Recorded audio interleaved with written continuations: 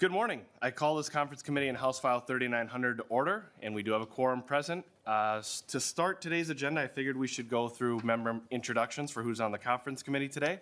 So I'm Representative Spencer Igo. I'm the chief author in the House of House File 3900, and we'll go to my left. Representative Jamie Long. Representative Tim O'Driscoll. Representative Cheryl Joachim. Good morning, Senator Mary Kunesh. Senator Steve Swardzinski, can we hear who the staff is too as well? I mean, that's what threw me off. Is, perplexed why we weren't hearing from staff. Steve Swardzinski, Senator, thank you. Senator Amanda Hemmingson-Yeager. Senator Rob Farnsworth. And then with that recommendation, if we could go through and have staff introduce themselves, starting with my left. Betsy Ritzer, Committee Legislative Assistant for Representative Igo. Jody Withers, House Republican Caucus. Polly Sirkvenik, House DFL Caucus. Tim Strom, House Research. Christina Para, House Research. Emma Zellmer, Senate CFL.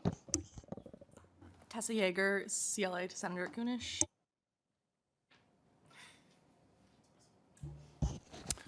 Bjorn Arneson, Senate Council Research and Fiscal Analysis. Anne-Marie Lewis, Senate Council.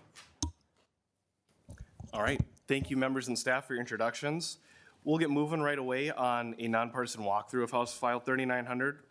If we want to start with our House staff to walk us through the language.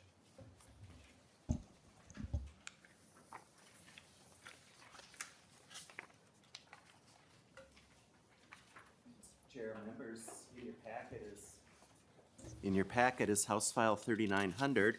The language is nearly identical, with one exception to that in the Senate version, which should be in your packet as the unofficial first engrossment of House File 3900. The first section is the proposed constitutional amendment. The boilerplate on lines 1.8 and 1.9 discuss how the new language will read.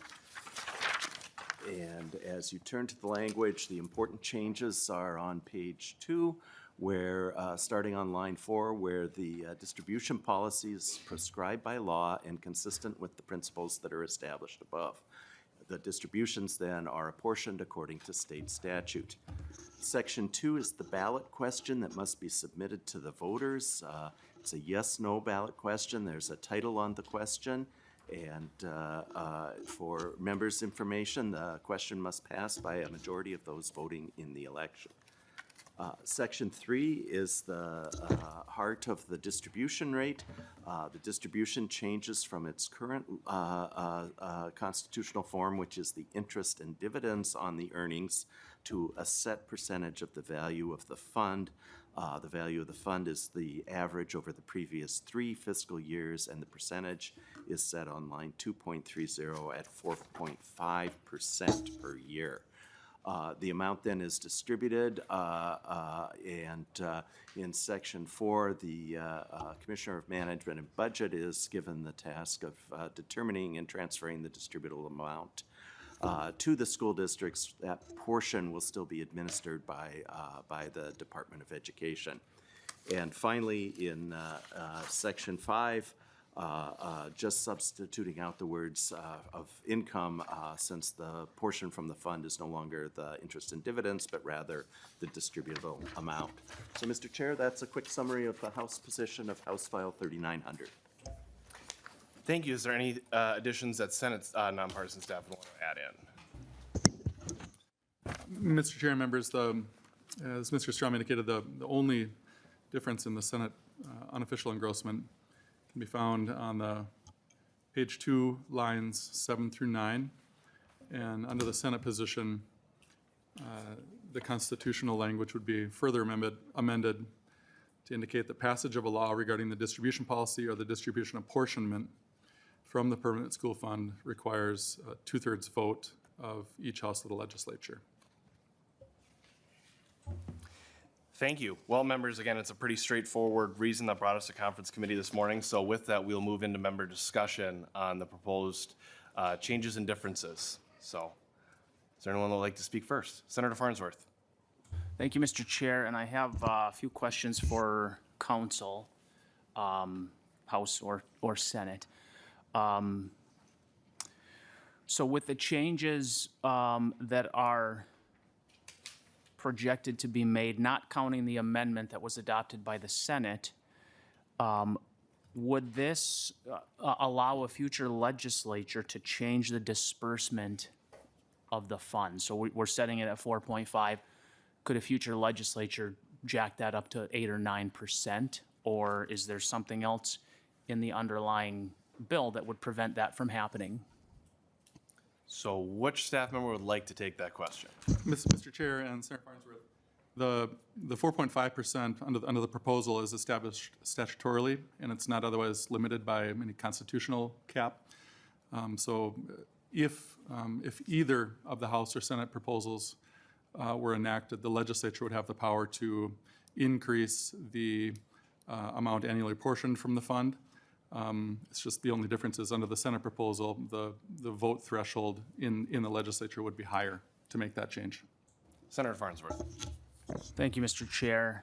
And so we have the amendment that was adopted in a bipartisan manner by the House to prevent, and not totally to prevent that. And I know there's been some resistance on the part of the House. I wonder if Representative Long would answer a question. If the governor just tweeted that there's going to be a trifecta. If there happens to be another trifecta, is it your intention to mess with the disbursement of this fund? Representative Long, if you want to answer that question, you can. Sure, happy to. Nice to meet you, Senator Farnsworth. So, well, first I just want to, since this is my first time speaking on it, I just want to thank Chair Igo for his hard work and bipartisan work that's gone into putting this together. And I think this is a really good example of the bipartisan work that we've been able to do and the broad coalition that is behind the bill. So, no, I don't have an intention personally of adjusting the 4.5% next year. The concern I have with supermajority is that I oppose supermajorities in all contexts. I've tried to talk our members down from putting supermajorities in bills when they are trying to lock in an outcome. I think that our system of checks and balances is that we have a House, we have a Senate, we have a governor, and it's already pretty hard to get a bill through in those contexts. So I don't support supermajorities in this or other contexts, and I don't think there's a concern here that we're going to undermine a system that's been in place and has been stable for many years without change to the disbursement approach. Before I go back to you, Senator Farnsworth, I just want to make an addition to, in the constitutional language that we are going to be proposing to the voters, the line in there saying that will provide annual distributions while preserving the purchasing power of the fund. If there is anything that was going to be done by the legislature that would threaten that in constitutional language, the bill that would be moving through the House and Senate would be deemed unconstitutional and would face legal challenges. So that is one of the largest protections that's in the proposed language that we've worked on the constitutional amendment. Senator Farnsworth. Thank you, Mr. Chair, and that leads to my next question, because I did speak to some attorneys about this, and so this is another question for council. Would that be your legal opinion or interpretation that would protect the fund? So if, again, a future legislature said, hey, let's go 10%, our schools are broke,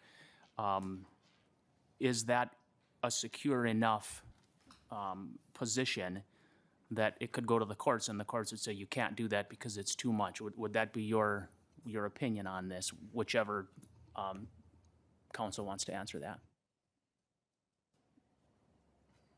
Mr. Strom. Mr. Chair, Senator Farnsworth, I'm not an attorney, but my read of the language means that somebody would need to show that the purchasing power of the fund were not maintained over time. As to what the remedy for that would be, it's not entirely clear to me, but I think the language that Representative Igo referenced is fairly strong, saying it must preserve the purchasing power of the fund. So I would guess that it would need to be sustained over time, that 1 year blip up or down probably wouldn't matter.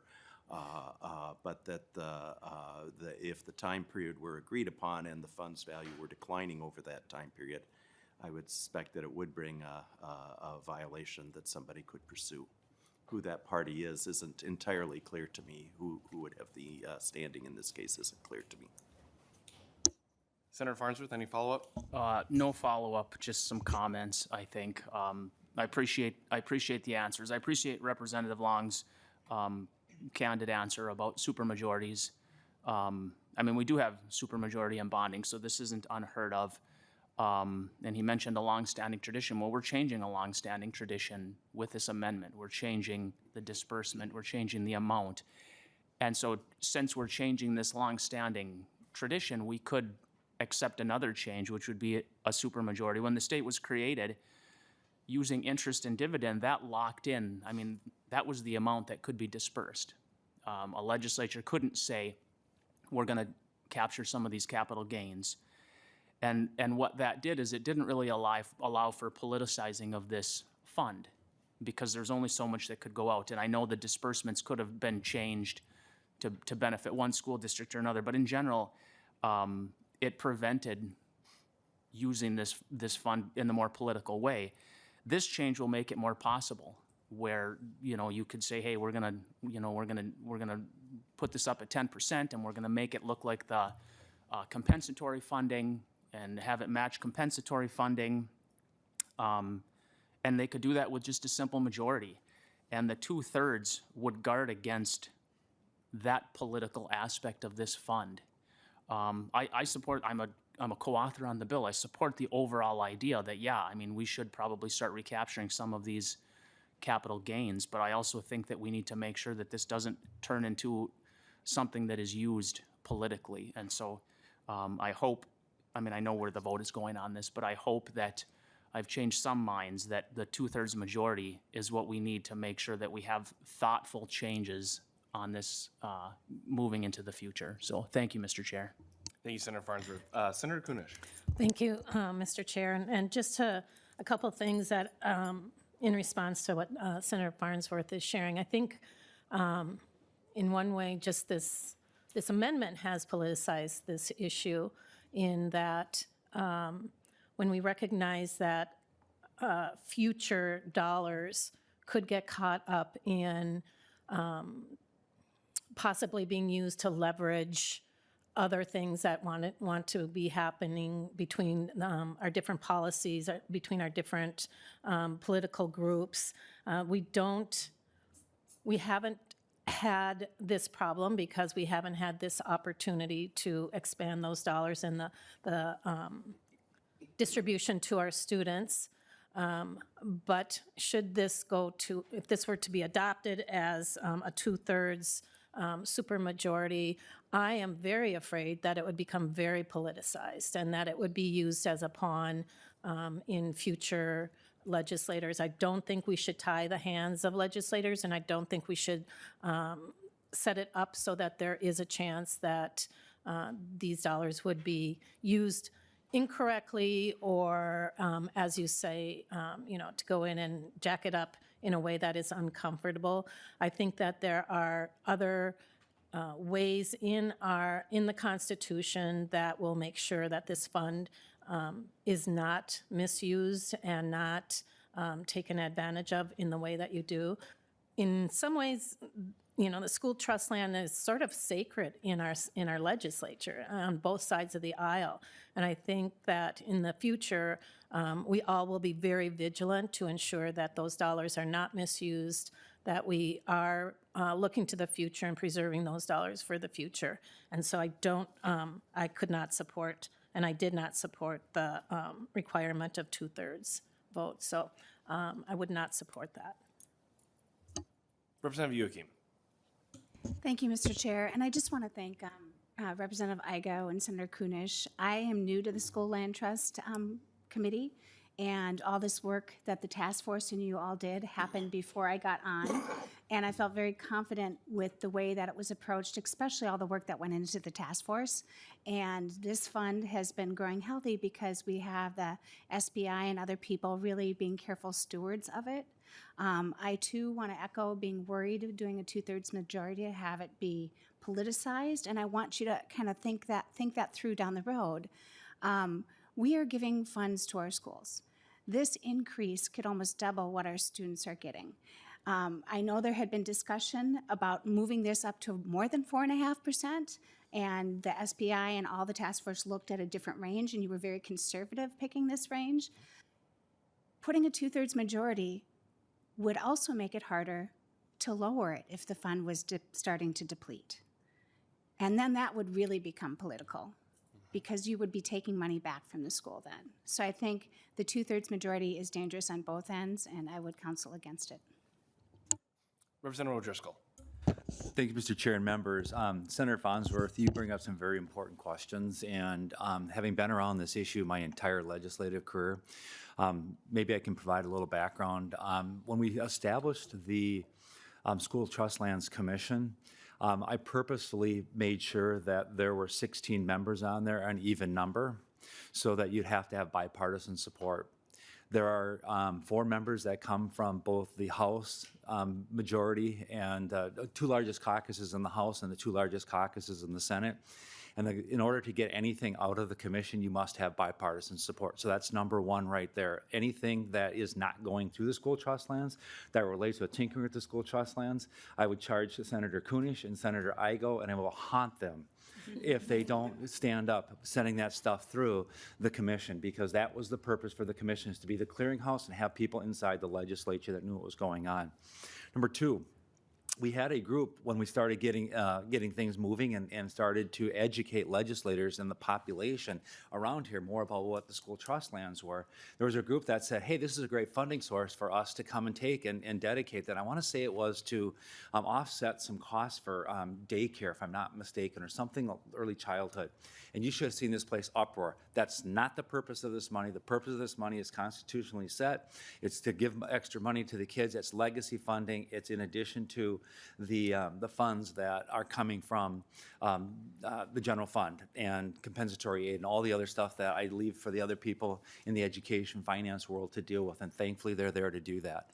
The third thing that I'll let you know is that in previous administrations, when we found this, they were the formula that was set up and talking about politicizing this. Here's your school aid, or excuse me, here's how much your district is going to get in aid. Here's how much you're going to get for school trust lands. Here's the difference. Instead of 1 + 1 = 2, it's 1 minus here, and then here's your number. So we have worked bipartisanly to dial that provision back. The only people that were paying for fire suppression in the state of Minnesota were school trust lands. Otherwise, when there were fires, it was like, hey, it's a public safety issue and do that. But we were charging back to the trust lands and to expenses for fire suppression. The legislature overwhelmingly said, that's wrong. We want to preserve these funds for the kids. So I think the legislature's got a pretty good track record of preserving and having the kids' best interest in this. Fourth thing that I will bring up is that everyone who is in this legislature, including the governor, is charged with a higher level of duty. It's a fiduciary duty because we are managing a trust of money.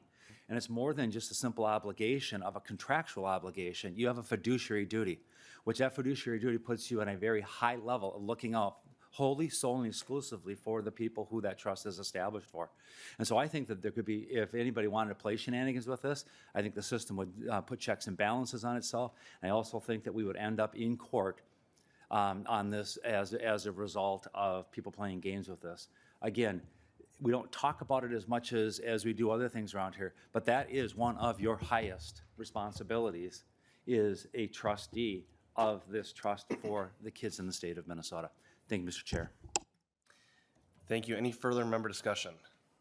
I'll just make a few comments and, Senator Farnsworth. Thank you, Mr. Chair. I have a few things to respond to before. This is my first conference committee, so I don't know. I'm assuming it comes to a vote. But if I could respond to a few things. Senator Farnsworth, I'll give you leeway as my senator to continue making. Yeah, well, so Representative O'Driscoll called you senator, so I was wondering if I had a primary challenge. We'll see you in a few weeks. Yeah. All jokes, all jokes.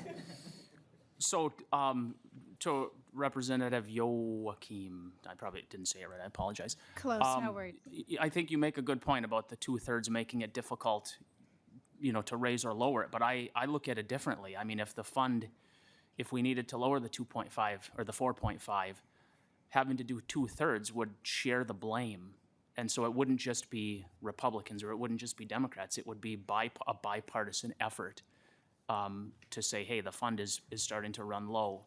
I heard that school trust, and forgive me, I'm pretty new here, so my experience around here has only been the last 3.5 years. But I heard that the school trust lands are sacred and nobody would mess with them. The rules of the House and the Senate were sacred until 2024. And we saw what happened on the last day of session that year.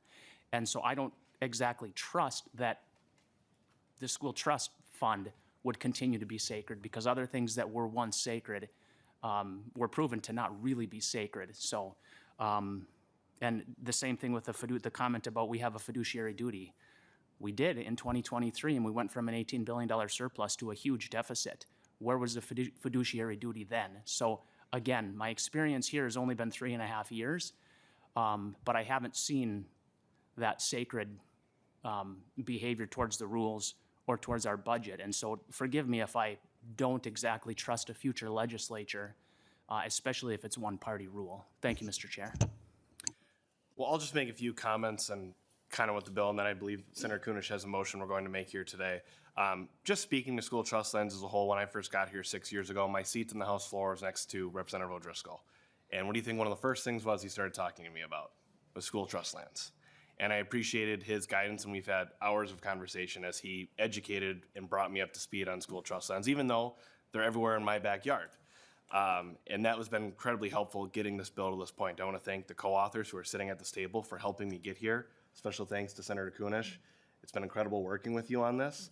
And, it's worth saying too that Senator Kunesh is our chair of the Permanent School Trust Fund Commission. I'm her vice chair. And we've been working really well on making sure this bill is done right to get to our voters. But we also stand committed in protecting this money for kids. And I think you've heard from all around the table today that this is going to be money that, regardless of party, we protect for the kids of Minnesota.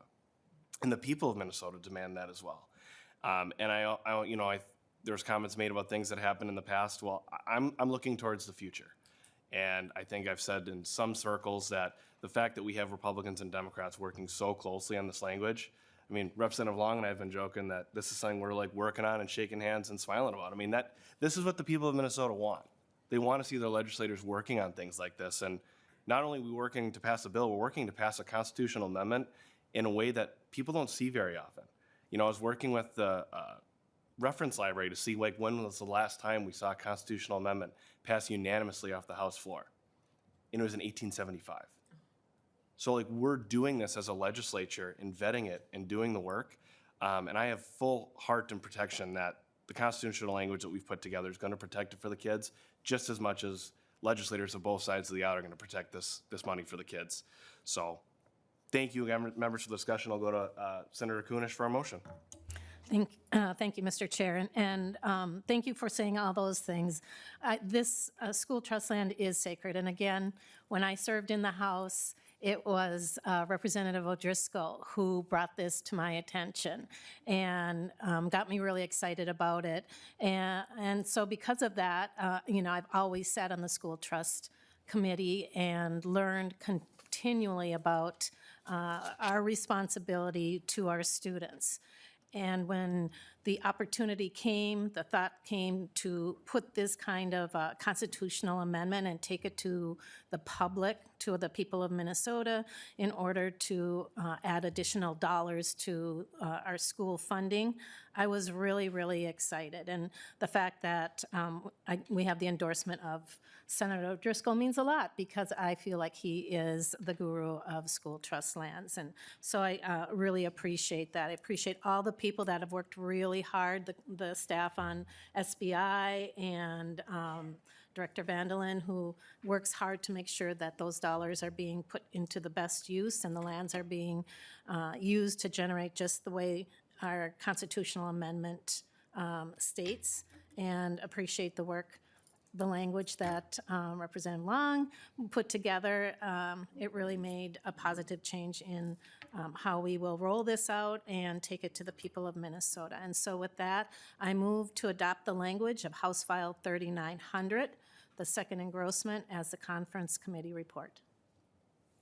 Senator Kunesh moves that we adopt the, I'll just put it in layman's terms for those watching, the language that passed off the House floor. So, is there any discussion on the motion? Otherwise, we'll move to a roll call vote. Betsy, please take the roll. The chair votes aye. Chair Igo, aye. Representative Long, Aye. Representative O'Driscoll, Aye. Representative Youakim, Aye. Senator Kunesh, Aye. Senator Swedzinski, Aye. Senator Hemmingson Yeager, Aye. Senator Farnsworth. No.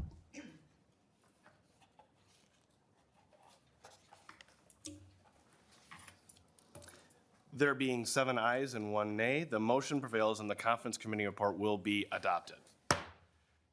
Thank you, members, for the discussion and bringing us all, Senator Swedzinski.